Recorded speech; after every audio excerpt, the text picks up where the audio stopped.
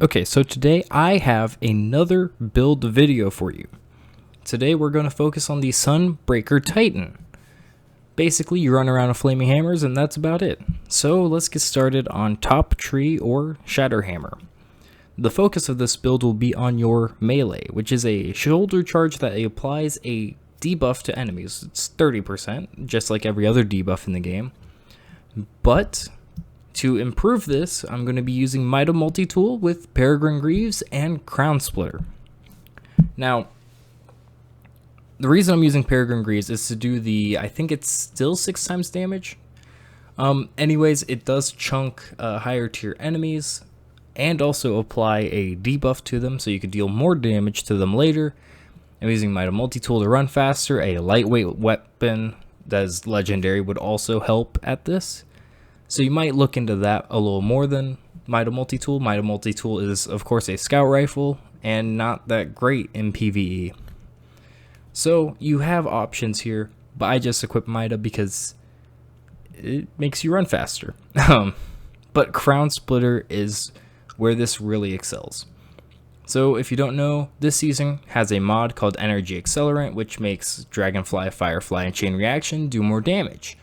But it is bugged. With Crown Splitter, you get to deal more damage with your heavy attack. So I'm going to use the debuff from my shoulder charge and pair that with Energy Accelerant with Crown Splitter to deal massive amounts of damage. I also grabbed the Garden of Salvation shotgun with 1-2 punch just to make sure that if I'm out of ammo in my sword, I do have a backup that does do pretty good damage. Now I would pair this with some Charge with Light mods and make sure that I have high mobility, that way I can run in and out faster, with high strength to make sure I have my shoulder charge. Also, Charge with Light mods would make this great. I think right here I'm actually using Elemental Wells, but Charge with Light would be way better. Lucient Blade is, I think, a 40% buff, actually, to your sword damage. And pair that with probably Protective Light to make sure that you don't die while doing this. And, of course, you need your Charge Harvesters or, stacks on stacks charged up. All those that give you charge or let you hold more charges. Those will all help you out. So yeah, this build can be really good at clearing those higher level enemies. If you have a team with you, it would be better for them to focus more on ad clear. Your job is mainly to take out champions and mini bosses. You can still do boss damage, but with some bosses in the game, it's not the greatest idea to get that close to them. So just be careful. It does take out Nightmares and Sorrow's Harbor really quickly, just as an example, but results may vary in different activities. It's a really fun build, and it is pretty potent. You could also do a Warmind Cell build, because Crown Splitter can spawn them, but I think Charge with Light will just do more for you. Next up, we have Middle Tree Sunbreaker, or the big siege hammer thing. So for this one, the exotic really doesn't matter weapon-wise, but your armor exotic does. I started using the Heart of Inmost Light, which, if you don't know what it does, it makes your abilities have faster cooldowns, and when you use an ability, you empower yourself, making you do more damage with your abilities. But Middle Tree, also, if you get kills with your abilities, it makes your abilities do more damage. And that stacks up to 3 times, and Heart of Inmost Light stacks twice. So, you can keep chaining your little mini throwing hammer with thermite grenades, and you should be doing a lot of damage, because they do actually stack. Weapon-wise, I would highly recommend you use a weapon with Wellspring. But to take this build to the next level, I would use Elemental Wells, because they do give you ability energy back to your lowest ability, but if they are the same element as your subclass, it gives it to all of them.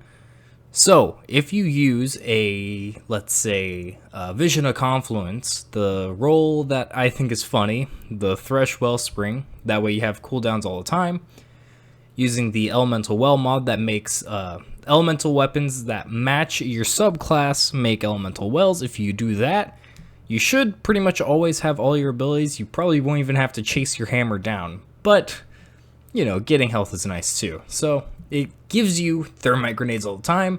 They do a lot of damage, especially with the damage buffs they get. I threw on a Deathbringer just because I think Deathbringer is great.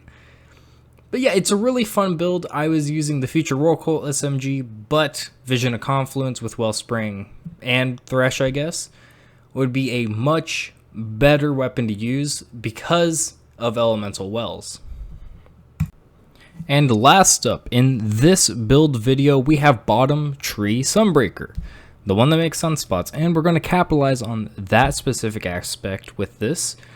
I'm going to be using Phoenix Cradle. It's one of my favorite exotics for Sunbreaker. It turns into a more supportive subclass. Your sunspots apply Sun Warrior to your allies when they pass through it. Sun Warrior, of course, gives you ability regen, some more damage. It's just good all around. And the way you generate sunspots is through your abilities. So when your grenade gets kills, when your melee gets kills, and just impacts of your super. But if you have Sun Warrior active, your weapons can also spawn sunspots.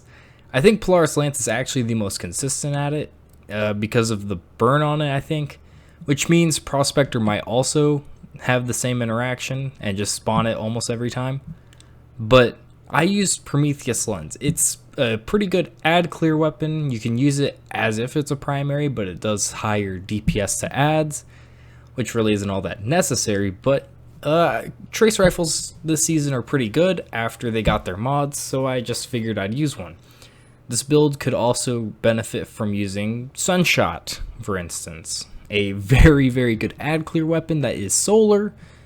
And speaking of which, I would recommend using Elemental Wells. You'll get your abilities faster, and there's some other effects like giving you health, and among other things. So, try to keep that energy slot solar and your ad clear. Vision of Confluence could be used. Polaris Lance, of course, could be used. But Sunshot is a great pick. Prometheus Lens is, I think, great. It lets you do double special, so maybe you want to throw on Ignition Code to blind enemies and then finish them off with Prometheus Lens. It can handle ad clear, and it can do some decent damage against majors and champions and things of that sort. I threw on Crown Splitter just because it is as good as it is this season. Your super lasts a while because of sunspots, but Elemental Wells do crank this up to be really good. You can even do a hybrid Elemental Well Charge with Light build and get the Elemental Well mod that charges you with light, and then slap on High Energy Fire or Lucian Blade or something of that nature to give you more damage. Probably Lucian Blade or Godslayer Warheads, whatever that one's actually called. That way it's only a specific weapon getting the buff. That way you aren't wasting your charges on ads. So maybe you want to charge yourself up using Prometheus Lens because of all the Elemental Wells you're spawning, and then swap to a rocket launcher such as Royal Entry or Heaven's Vengeance to take out bosses. This build has some flexibility to it, and I do enjoy it. I think it's not my favorite build of this. That would probably be Top Tree, but this is a fun build. It's probably not the best build, but it's a fun build. Alright, that'll be it for this video, and I'm going to have another one out this week for Night Stalker. Depending on the TWAB, I'll have a TWAB short thing like I've done in the past, probably. Saturday there might be something, but next week we're getting closer to me actually putting out a new light video. It won't be next week, but we're getting there. It should be sometime in July. So I'll try to get those out as fast as possible. That way, next season with crossplay, if you have friends that haven't played Destiny on other consoles, they could maybe learn more about the game there and jump in with you. So I'll be working on that in the background, and if you're not subscribed, please do that. You know, that whole thing, like, comment. Hope to see you come by again. That one's